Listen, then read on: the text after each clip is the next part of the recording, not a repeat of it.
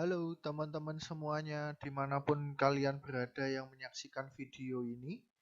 Ya, pada video kali ini masih terkait dengan video pertama kita tentang logic in AI, tetapi di sini kita akan mau lebih detail bagaimana membahas tentang predikat logic, ya, terutama nanti proses bagaimana untuk pembuktian untuk predikat logic atau resolution, ya. Nah, ini yang akan dibahas pada video kali ini, teman-teman.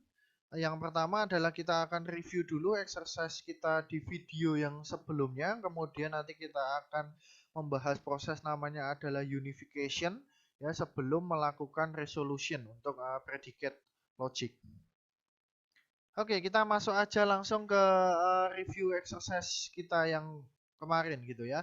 Ini adalah exercise pertama. Di exercise pertama video sebelumnya ada 3 buah soal di mana kalian diminta untuk membuktikan proposisi logik, ya, logika proposisi dengan cara adalah resolution, ya. Di sini soal yang pertama adalah seperti ini. Ya, ini adalah soal pertama kita. Ada PQ, P maka Q, R maka negasi Q, negasi P dan negasi Q, kemudian hasilnya adalah Q atau negasi Q. Ya, ingat step pertama, ini kita masuk ke step pertama, kita harus mengubah di sini ke dalam bentuk clause from. Ya, ingat bahwa tidak boleh ada model implikasi di sini, maka harus kita ubah di sini. Yang pertama menjadi tidak P atau Q, ya, ingat ya bagaimana cara mengubahnya. Berarti tanda implikasi ini tinggal diubah menjadi atau, tetapi yang ada di sebelah kiri, variabel kiri itu tinggal ditambahkan negasi di sini, ya, sehingga ini akan dinamakan satu aksen. Kemudian yang kedua adalah R maka negasi Q, berarti akan menjadi negasi Q atau negasi R, mohon maaf, negasi R atau negasi Q. Ya, itu akan menjadi dua aksen di sini. Ya. Kemudian yang untuk 3 aksen, ini 1 aksen, 2 aksen, 3 aksen. Yang untuk 3 aksen di sini, maka tidak boleh ada negasi di sini. Ya, tidak boleh ada negasi, maka di sini akan diubah menjadi, nah ingat ini adalah hukum De Morgan, teman-teman. Ini kalian teman-teman pasti sudah mendapatkan sebelumnya tentang pelajaran matematika diskrit, ya. De Morgan itu berarti kalau kita menegasikan dan itu akan menjadi atau, kalau kita menegasikan atau itu akan menjadi dan. Nah, kebetulan ini adalah dan, gitu ya, maka dia nanti akan menjadi atau di sini. Maka nanti hasilnya adalah P atau R. Ya. Kemudian step yang kedua adalah kita menegasikan konklusi. Ya, konklusinya kita negasikan, maka di sini negasi Q atau negasi Q, ya, negasi di depan dulu, negasi dalam kurung Q atau negasi Q, maka dia akan menjadi seperti tadi yang saya sampaikan, ya, ini hukum De Morgan, atau menjadi dan, ya, maka akan menjadi negasi Q dan Q. Ya, karena ini dan, ya, ingat kembali rule yang sebelumnya pernah kita bahas, yaitu adalah berarti di sini akan terbentuk menjadi 2 di sini, ya. Jadi ada 4 aksen A yaitu negasi Q, 4 aksen B adalah Q. Ya, dia akan dipecah dan ini dianggap sebagai true. Ya, ini step yang ketiga. Kemudian bagian dari step yang ketiga juga masuk ke step 3B di sini, ya, urutannya sebenarnya opsional, ya, kita mengurutkan seperti ini. Kemudian step keempat kita lakukan resolusi di sini, ya. Kita bisa mulai di sini dari 4 aksen A di sini, ya. Di sini kita lihat bahwa di sini adalah negasi Q. Negasi Q, ya, maka kita harus mencari lawannya, yaitu adalah Q, itu adalah 1 aksen. Ya, maka di sini 4 aksen A dibandingkan dengan 1 aksen, ya. Maka ini kan ini tinggal dicoret, ya. Ini coret, maka hasilnya adalah negasi P. Itu akan menjadi 5 aksen. Ya. negasi P, maka kita coba cari mana premis yang mengandung P. Maka di sini akan kita lihat bahwa 3 aksen. Ya, maka 3 aksen dibandingkan dengan 5 aksen, ya berarti ini akan dicoret, akan menghasilkan R. 6 aksen. Kemudian R, maka mencari lagi yang negasi R. Oh, ternyata premis yang kedua di sini. Ya, maka 2 aksen dibandingkan dengan 6 aksen ini bisa dicoret, maka akan menghasilkan negasi Q. Ya, di sini kita lihat ini menjadi 7 aksen, ya berarti kita tinggal mencari lagi mana yang Q gitu ya. Ternyata di sini adalah 4 aksen B. Berarti 7 dibandingkan 4 aksen B, ya dia hilang di sini. Artinya adalah menghasilkan empty clause, ya. Artinya dia terjadi kontradiksi di sini. Oleh karena itu kesimpulannya bahwa argumen ini itu valid. Oke, teman-teman, sebelum kita masuk ke bagian resolusi, ya kita perlu tahu terkait ekivalensi untuk predikat logik di sini, ya. Yang pertama adalah terutama untuk kalimat gitu ya, kalimat-kalimat di sini yang mengandung quantifier. Ya, contohnya misalkan seperti ini ya. Kalimat untuk semua x px di sini itu ekivalen dengan negasi gitu ya, negasi ekstensial dan negasi dari P. Ya, seperti itu. Kemudian kebalikannya, kalau dia ekstensial P beberapa, maka ekivalennya menjadi negasi semua tidak P. Ya, contohnya misalkan seperti ini, gitu ya. Ada kalimat semua pria sedang tidur, ya, semua pria sedang tidur, maka dituliskan sebagai semua X, di mana X itu pria, maka X-nya sedang tidur.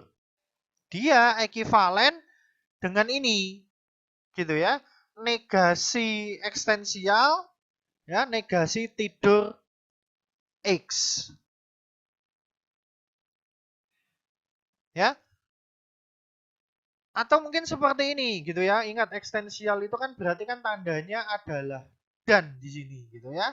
Maka di sini akan menjadi tidak semua pria, gitu ya, di mana X-nya itu adalah pria, gitu ya, tidak semua X, mohon maaf, dan X-nya tidak tidur. Ya, kalau dibacakan tidak ada pria yang tidak tidur. Ya, seperti itu. Maksud dari ekivalen. Kemudian ada negasi di sini. Ya, untuk negasi kalimat yang mempunyai quantifier di sini, ya. Maka di sini kita bisa lihat di sini ya.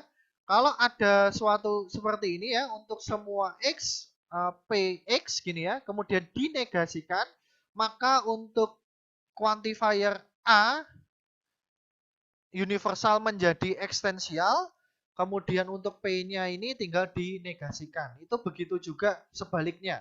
Ya, kalau seperti ini gitu ya, suatu ekstensial itu dinegasikan maka menjadi semua, kemudian P-nya tinggal memakai negasi di sini. Ya, sehingga kalau misalkan ada seperti ini negasi semua X, PX, maka QX, maka ekivalen dengan beberapa ya, beberapa X, negasi PX maka QX, maka seperti itu ya, maka bisa diubah menjadi ekstensial X, PX, dan QX. Ya, seperti itu. Itu untuk negasi.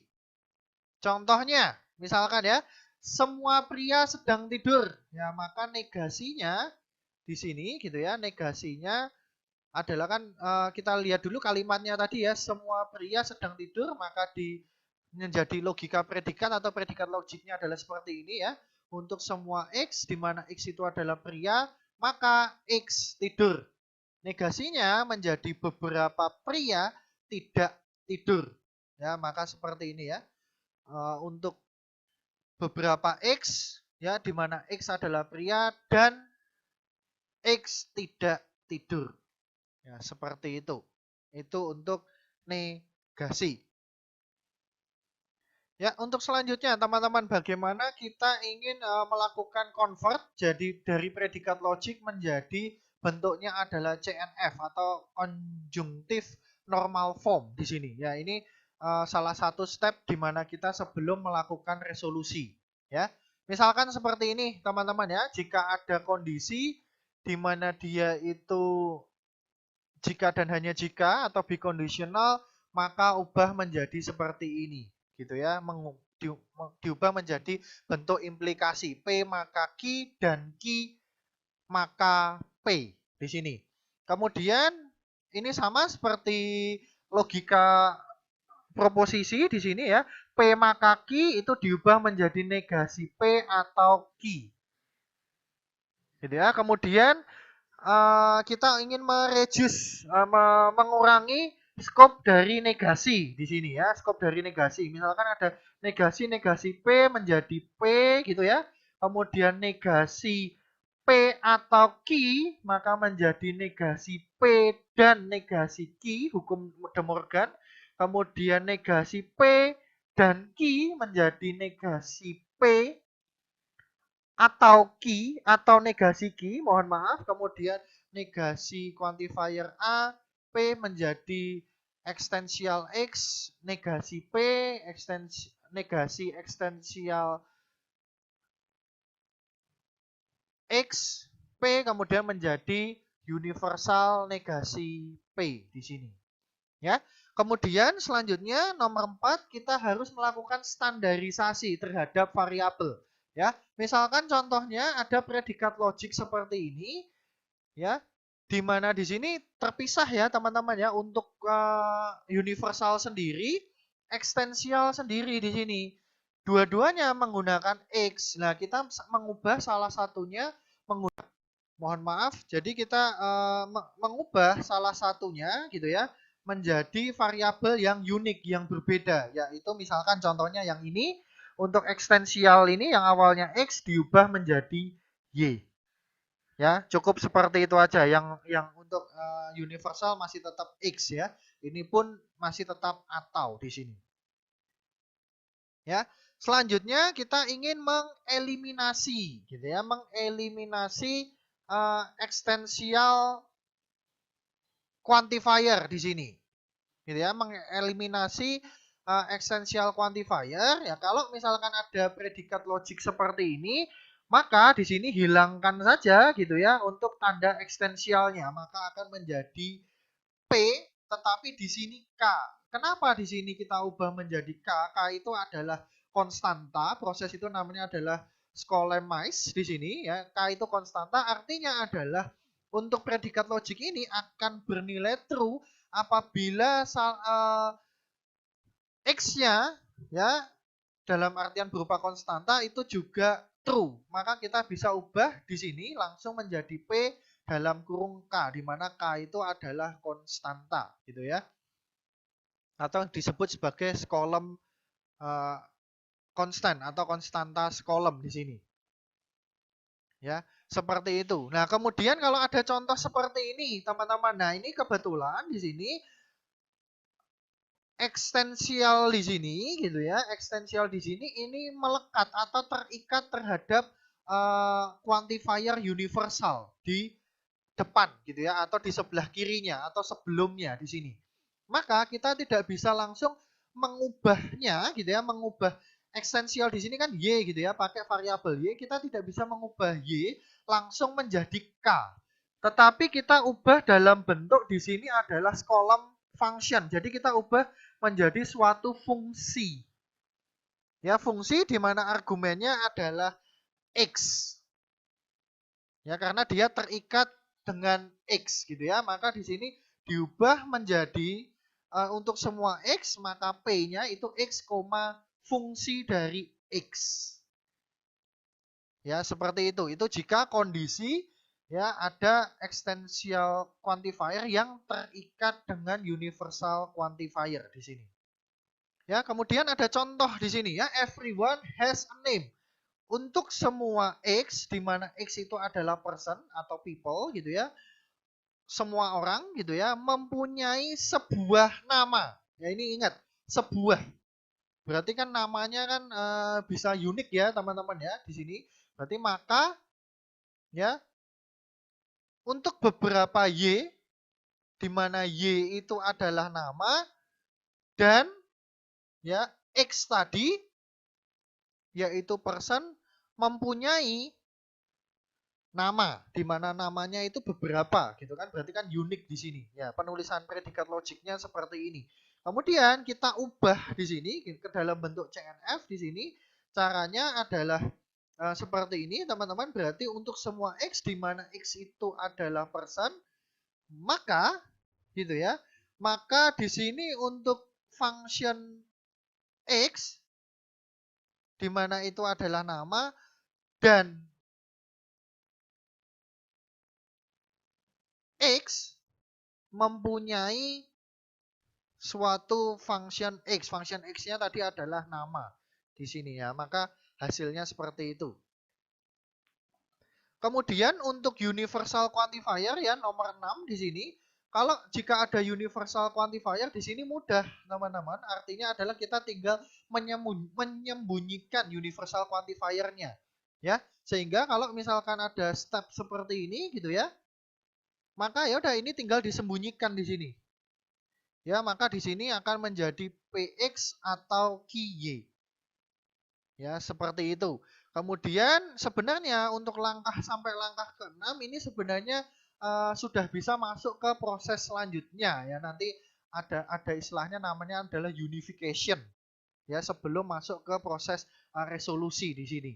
Tetapi jika kalau misalkan 6 ini masih belum oke, dalam artian ada kondisi ke-7 ke-8 ya. Kondisi 7-8 ini misalkan ada seperti ini.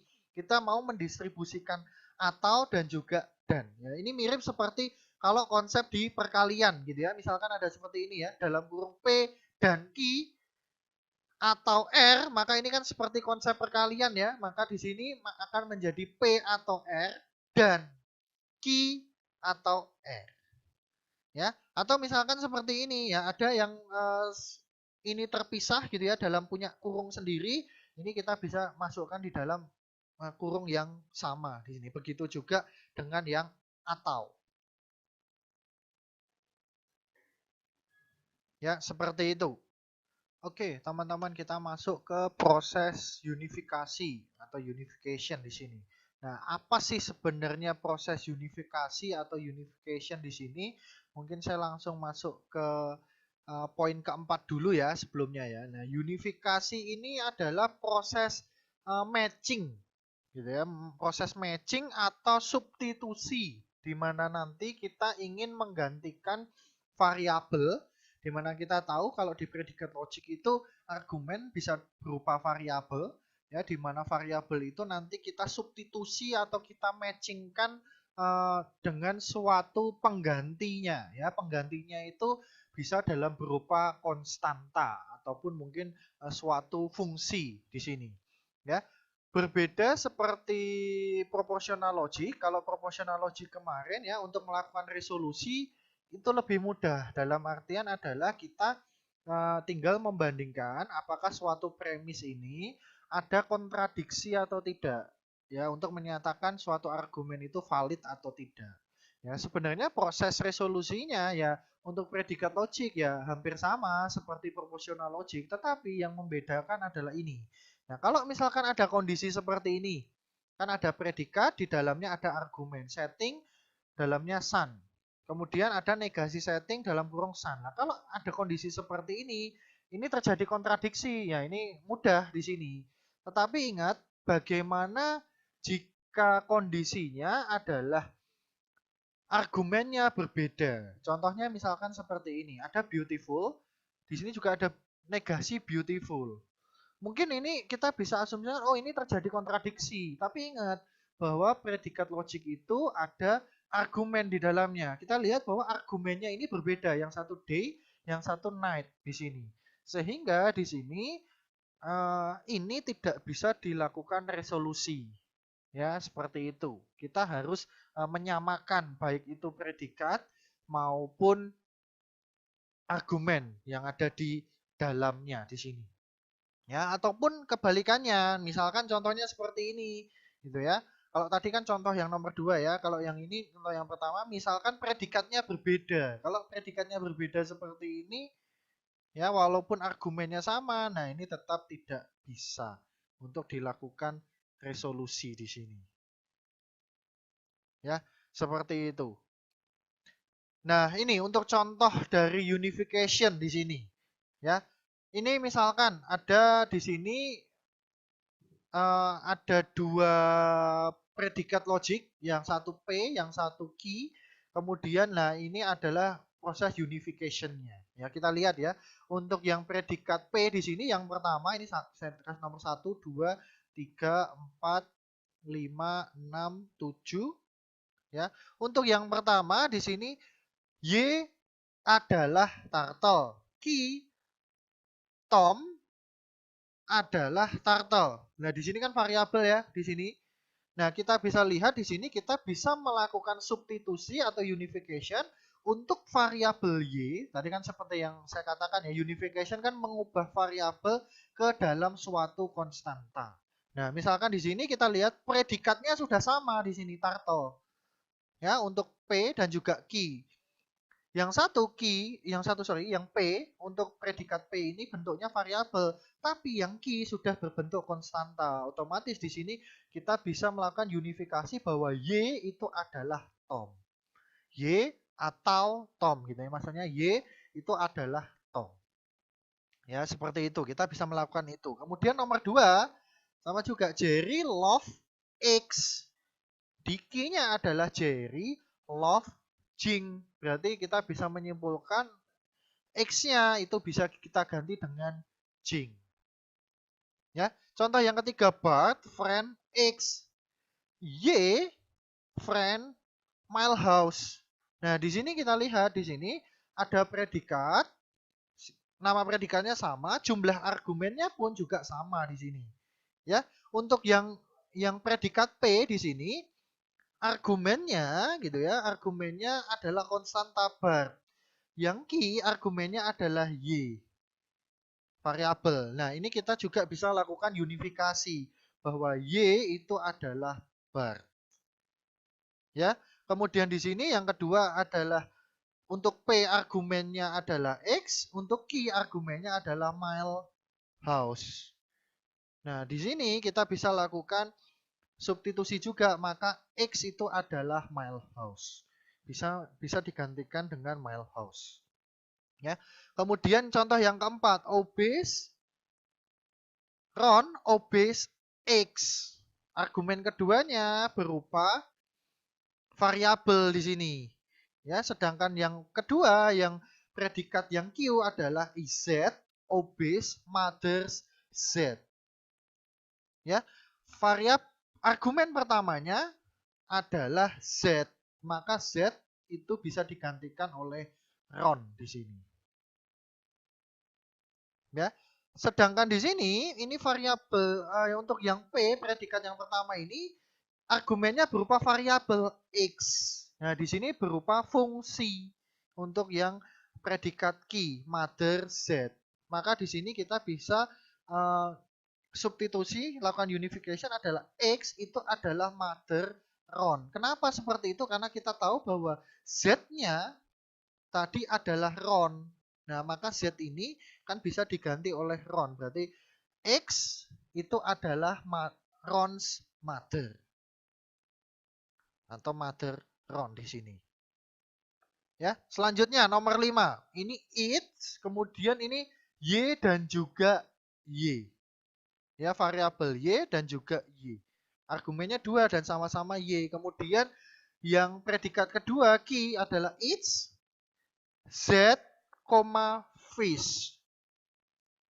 Sehingga awalnya di sini adalah Y, ya ini yang pertama ya, argumen pertama Y itu bisa digantikan oleh Z. Ya, Y digantikan oleh Z. Y atau Z. Y adalah Z. Di mana Di sini Y, ini kan argumen kedua ya, karena Y itu adalah bisa digantikan oleh Z di sini, ya, maka Z adalah fish. Ya, seperti itu ya logiknya. Berarti baik Y, Z itu adalah fish. Ya, seperti itu. Lanjut nomor 6. Nomor 6 di sini. Mohon maaf, ini ada sis JD, YX, Y. Ya, ada argumen kedua dan ketiga berupa variabel. Kemudian kita lihat di sini yang predikat yang kedua key sis Z, DJ, home Z. Ya, kita lihat ya, berarti Z ini itu bisa disubstitusi digantikan oleh JD. Ya, kemudian X di sini itu bisa digantikan oleh DJ. X digantikan oleh DJ. Nah, kemudian Y itu bisa digantikan oleh home Z, di mana Z-nya itu adalah JD. Berarti Y itu bisa digantikan oleh fungsi home JD. Nah, dari contoh 1 sampai 6 tadi itu adalah proses unifikasi yang berhasil. Di contoh yang terakhir atau contoh yang ketujuh itu proses unifikasinya gagal. Kenapa bisa seperti itu? Oke, kenapa di sini bisa kesimpulannya gagal? Oke, mari kita pahami bersama-sama ya. Sis X, ID X, home JD. Di sini adalah sis DJ, ID Y, home Y. Ya, kita lihat pelan-pelan ya di sini ya. Yang pertama adalah ini X argumen pertama. Di sini argumen pertamanya adalah DJ. Ya, variabel dan konstanta. Maka di sini kita bisa tuliskan X atau DJ. Itu yang pertama. Ya, yang kedua adalah ID X. Gitu ya, ID X ini ID Y. Ya, ini sudah sama ini fungsinya, ID juga. Ya, tapi ingat bahwa tadi kan X, berarti kan di sini kan X, ya, untuk yang kedua ini ya, X itu bisa diganti oleh Y. Oke, sekarang kita lihat di sini adalah home Y. Home Y itu kan Y. Oke, teman-teman, untuk Y ini gitu ya, di mana Y-nya tadi itu ini bisa digantikan oleh X ya untuk home Y ini. Di mana X itu adalah DJ. Berarti kalau saya tuliskan di sini kan home DJ. Nah, sedangkan di sini itu adalah home JD. Nah, itu sesuatu hal yang berbeda di sini. Oleh karena itu proses unifikasinya atau unificationnya di sini adalah gagal. Ya, seperti itu teman-teman untuk contoh dari unifikasi atau unification. Oke, teman-teman, sekarang kita masuk ke resolution atau proving di predikat logic di sini, ya. Yang pertama ini adalah rule-rule-nya, ya. Kalau dari segi rule-rule-nya di sini, kita bisa lihat sebenarnya, ya, ini teman-teman ini mirip seperti waktu kita proving pada logika proposisi, gitu ya. Yang awalnya kita argumen ubah dulu ke predikat logik, kemudian ini kita gunakan kita ubah ke dalam clause form yang tadi ada syarat-syaratnya panjang itu ya teman-teman. Kemudian di sini tambahkan negasi di dalam konklusinya, kemudian kita coba resolusi dengan tadi ya, dengan teknik unification tadi ya. Kemudian apakah dia sampai menghasilkan empty clause ya. Kalau terjadi empty clause artinya kontradiksi, maka argumennya adalah valid di sini. Oke, contoh yang pertama, teman-teman, gitu ya. Ini saya nanti akan memberikan dua contoh. Ini adalah contoh yang pertama. Ya, contoh yang pertama adalah misalkan di sini ada dua premis di sini. Yang pertama adalah Socrates is immortal, kemudian yang kedua adalah all mortal will die di sini. Konklusinya apakah Socrates will die di sini, ya. Yang pertama adalah dari argumen tadi kita representasikan ke predikat logik. Ya, di sini yang pertama premis pertama predikatnya adalah mortal. Ya, kemudian argumennya adalah Socrates sehingga tuliskannya seperti ini gitu ya. Cara bacanya adalah Socrates is mortal. Kemudian di sini premis kedua adalah all mortals will die. Berarti ada all di sini, ada quantifier universal di sini. Ya. Untuk semua X di mana X itu mortal, maka X will die atau akan mati di sini. Konklusinya ya berarti di sini Socrates will die. Berarti tadi will die dalam kurung Socrates atau Socrates will die di sini. Oke, langkah kedua ya, langkah kedua tadi kita harus mengubah ke dalam clause form. Untuk yang pertama, untuk yang premis pertama ini tetap ya, tidak ada perubahan apapun. Untuk premis yang kedua ya, untuk premis yang kedua ingat bahwa jika ada implikasi, maka kita harus ubah dulu ke dalam bentuk atau, maka ini nanti akan diubah ke dalam bentuk tidak mortal X atau will die X di sini. Ya, akan menjadi seperti ini. Kemudian di sini kita lihat ada juga quantifier, tapi kebetulan ini adalah universal. Sehingga kalau universal berarti kita bisa langsung hapus di sini. Ya. Kemudian langkah ketiga negasikan konklusinya. Berarti ini tinggal kita negasikan. Untuk konklusinya adalah Socrates will die. Socrates apa tadi ya? Socrates will die ya, betul ya. Oke, setelah itu kita lakukan resolution di sini. Ya, ini kita tulis ulang dulu ya yang tadi ya. Sebenarnya ini adalah 1 aksen, 2 aksen, 3 aksen begitu ya. Kemudian sama ya seperti sebelumnya kita coba melakukan kombinasi-kombinasi, cuma nanti di sini ada proses unification di sini. Ya, yang pertama adalah kita mulai dulu dari konklusinya. Ya, konklusinya atau 3 aksen di sini. Ini kita lihat di sini untuk konklusinya di sini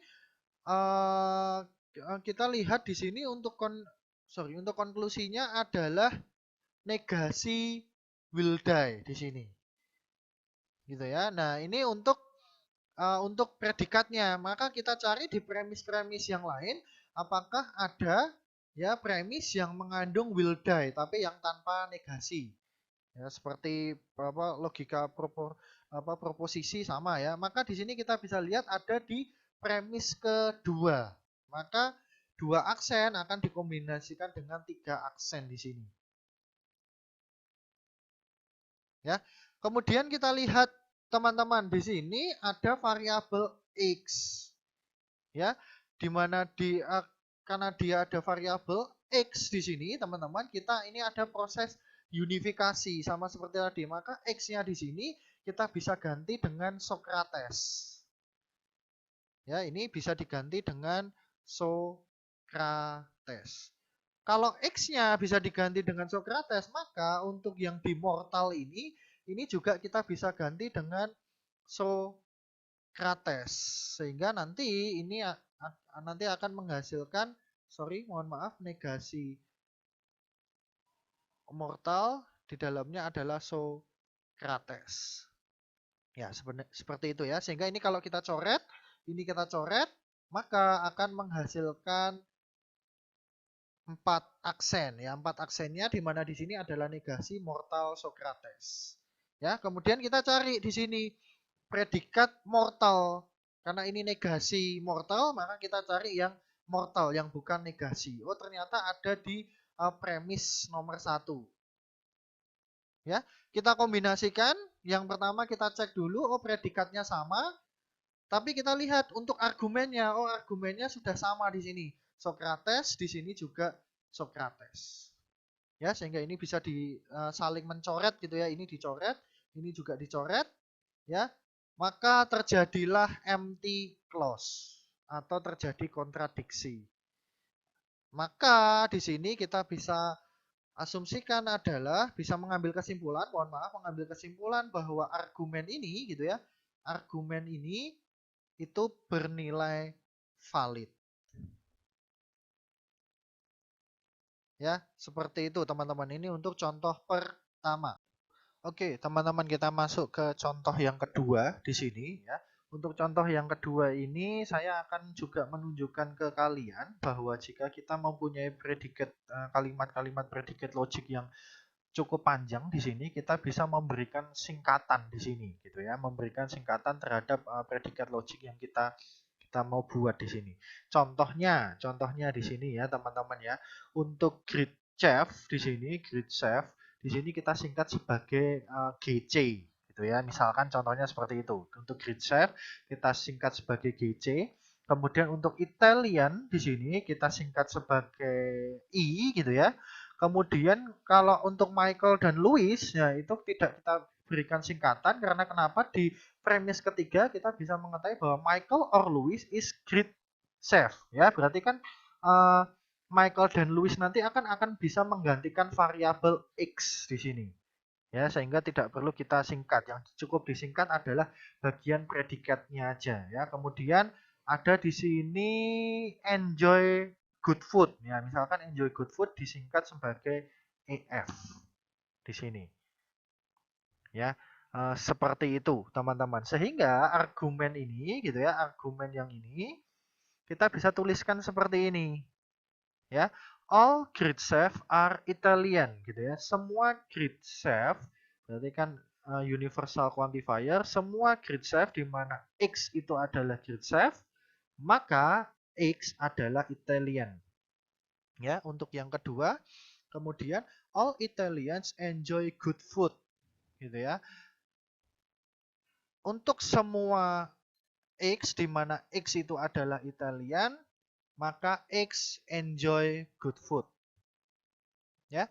Kemudian yang ketiga adalah either Michael or Louis is a great chef ya.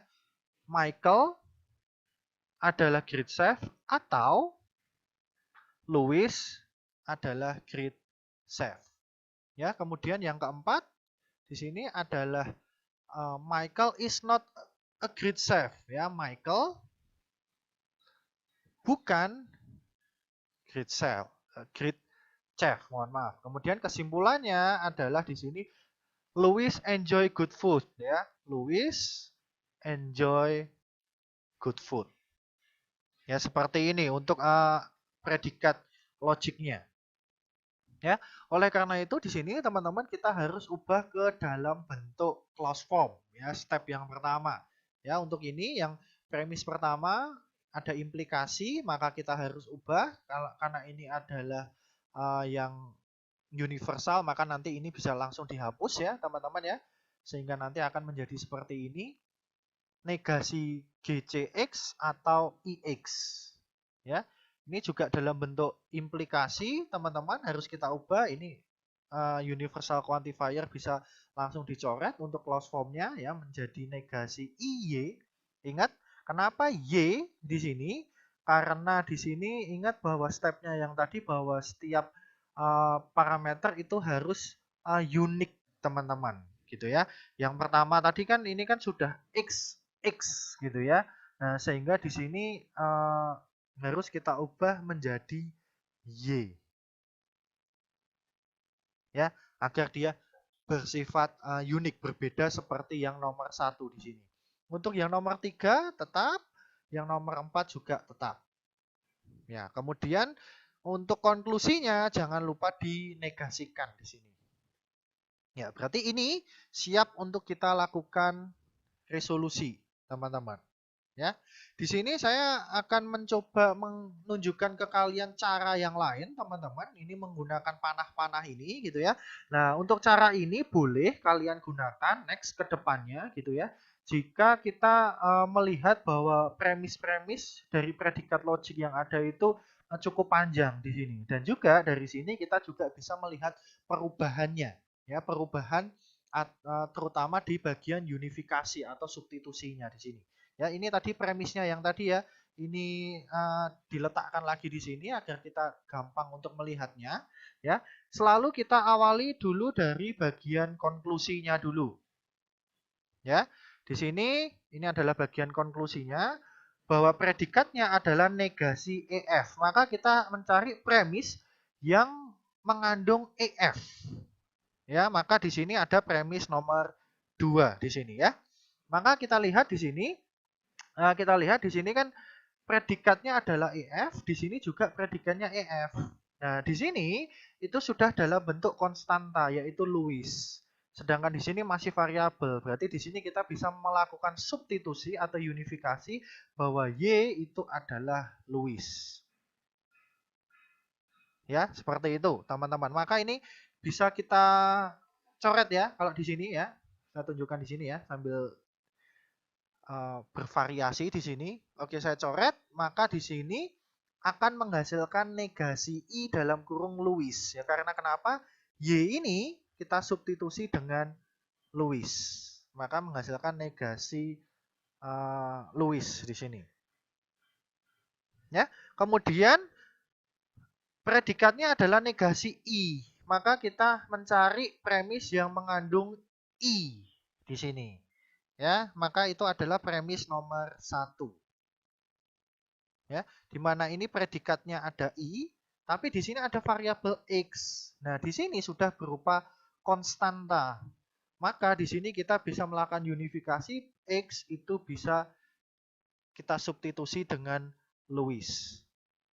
Ya, maka ini bisa kita coret di sini teman-teman, ini coret juga ya. Ya, maka akan menghasilkan negasi GC dalam kurung X. Nah, X-nya bisa kita substitusi dengan Lewis. Nah, ini hasilnya. Ya, seperti itu. Kemudian untuk yang nomor 7 ini gitu ya, maka kita cari lagi premis yang mengandung GC. Ya, yang mengandung GC itu adalah 3. Premis 3. Tapi di sini ada 2 yang mengandung GC, yang punya predikat GC atau grid safe. Tapi kita lihat argumennya yang sesuai mana? Yang sesuai adalah yang ini. Ya, atau yang ini ya. Nah, ini berarti bisa kita coret di sini. Untuk yang ini coret, juga yang ini kita coret. Ya, jadi akan menghasilkan GC Michael. Cari lagi di sini. Untuk GC berarti kita mencari yang negasi GC. Ya, negasi GC di sini kita cari, oh ada di premis keempat. Tapi kita lihat argumennya sama enggak? Oh ternyata argumennya di sini sama, Michael. Berarti ini kita bisa coret juga ya. Nah, sehingga di sini endingnya nanti akan menghasilkan empty clause karena terjadi kontradiksi. Oleh karena itu argumen ini gitu ya, argumen ini akan bernilai valid. Oke, teman-teman, contoh yang terakhir di sini ya dari resolution di predikat logic di sini ya. Ini contohnya ini mengambil contoh dari yang terakhir tadi ya, yang kedua tadi, cuma di sini yang all grid safe are Italian ini sekarang diganti menjadi some grid safe are Italian di sini ya, karena selama ini contoh-contoh yang sebelumnya kan banyak yang universal quantifier. Nah, di sini coba kalau kita menggunakan salah satunya menggunakan extensional quantifier di sini. Ya, hanya mengganti bagian ini gitu ya. All grid safe are Italian diganti some grid safe are Italian di sini. Ya, maka nanti untuk predikat logiknya ya hanya mengganti ini gitu ya. Dari yang tadi universal quantifier di sini menjadi extensional quantifier untuk X. Tetapi ingat bahwa kalau extensional quantifier itu tandanya adalah dan ya, bukan implikasi lagi di sini. Ya, selebihnya sama. Ya, oleh karena itu ingat rule-rule yang tadi teman-teman ya, bahwa kalau extensional unifier, kalau kita mau menghilangkan ya, kita tidak bisa langsung menghilangkan, tetapi di sini kita harus mengganti argumennya dengan suatu konstanta ya, suatu konstanta tertentu ya. Untuk di contoh yang ini gitu ya, di contoh yang ini awalnya kan ini kan ada variabel X, berarti kita harus mengganti variabel X ini dengan suatu konstanta ya. Saran dari saya atau advice dari saya atau suggestion dari saya adalah gunakan konstanta yang tidak ada di premis-premis yang lain. Nah, misalkan kalau kita lihat di sini ya, untuk di premis ketiga itu kan ada konstanta Michael dan juga Lewis. Ya, di semua premis pun hanya ada dua konstanta yang fix gitu ya, yaitu Michael dan juga Lewis ya. Jangan menggunakan Michael dan juga Lewis. Ya, untuk kita lebih akurat gitu ya untuk pembuktiannya. Maka di sini contohnya misalkan kita menggunakan konstanta mengganti X-nya menjadi Sam. Di sini ya. Yang tadi ya, untuk di sini kita mengganti X, X-nya di sini mengganti menjadi Sam. Ya, ingat ya teman-teman ya, kalau ini dalam bentuk dan di sini ya, seperti di logika proposisi sebelumnya, kalau ini dan maka ini kita pecah ya, sehingga premis 1 menjadi 1A GC dalam kurung Sam, tadi ya sudah diganti konstanta Sam, kemudian 1B I dalam kurung Sam. Ya, untuk yang premis kedua tidak diganti dengan Y, sama seperti contoh yang sebelumnya. Ya, karena kenapa? Karena nggak perlu lagi diganti Y, karena yang sebelumnya itu kan sekarang sudah berganti menjadi konstanta di sini, bukan lagi variabel. Nah, sehingga di sini kan X saja ya nggak masalah di sini. Ini sudah unik. Ya, seperti itu. Yang lain sama. Jangan lupa untuk dinegasikan untuk konklusinya. Nah, kemudian ini. Ya. Ini tadi premisnya ya, teman-teman ya. Ini untuk premisnya. Maka dimulai dulu dari konklusinya di sini yang 5. EF, maka kita cari predikat yang bentuknya EF. Mohon maaf, ini negasi EF maksudnya, berarti kita cari yang ada predikat EF-nya. Maka di sini adalah premis nomor 2. Ya, karena EF di sini konstantanya Lewis, argumennya isinya Lewis, sedangkan di sini X variabel, maka kita bisa substitusi atau unifikasi X itu bisa kita substitusi menjadi Lewis. Ya, maka di sini kita bisa coret, sini coret, berarti nanti akan menghasilkan negasi I. Negasi I, nah tadi kan negasi IX di sini ya. Sekali lagi, X tadi kan sudah diganti Lewis, maka di sini X-nya bisa kita ganti Lewis menjadi negasi I Lewis. Ya, kemudian kita mencari di sini mana yang di sini kan predikatnya adalah negasi I, maka kita harus mencari premis yang mengandung I di sini. Ya, kita lihat di sini adalah 1B, yaitu I Sam. Nah, di sini kita lihat walaupun predikatnya sama, tetapi argumennya berbeda, argumen di dalamnya. Ya, sehingga di sini tidak bisa di unified di sini ya, tidak bisa diunifikasi. Oleh karena itu argumen ini bernilai tidak valid. Ya, seperti itu ya. Jadi premis 3 dan juga keempat ini nggak kepake di sini, maka di sini tidak valid.